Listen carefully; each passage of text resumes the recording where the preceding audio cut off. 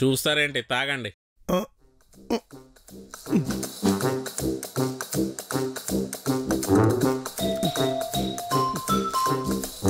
చప్పుగా ఉందనియా. ఇందులో లేదు కదా. అది కూడా ఉంటది, వెయిట్ చేయండి.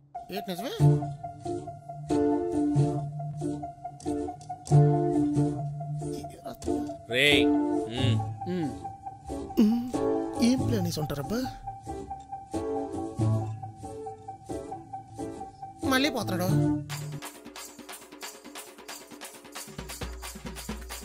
చూస్తారేంటి? తాగండి.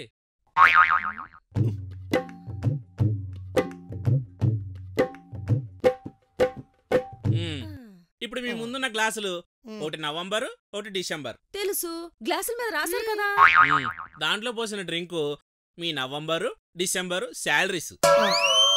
ఇంకా నయం, ఆ ఖాళీ బాటిల్ కంపెనీ అనలేదు. అవును, ఈ బాటిల్ కంపెనీ అయితే దీంట్లో ఉండాల్సిన drink profits. November, December projects ఉండవు. ప్రాఫిట్స్ అన్ని ఖాళీ చేసేసాక కంపెనీ పరిస్థితి ఇది. ఇప్పుడు చెప్పండి, ఇలాంటి పరిస్థితుల్లో కంపెనీ కోసం మీరేం చేస్తారు?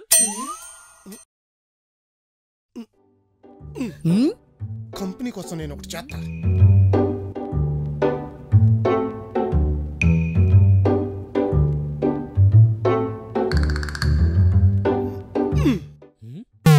ఇదేంటి? పక్క కంపెనీ అంటే మరి శాలరీలు ఇంక్రిమెంట్లు లేకుండా చేయడానికి మేము సాఫ్ట్వేర్ కంపెనీలో పనిచేస్తున్నావా, సేవా ట్రస్ట్ లో పనిచేస్తున్నావా?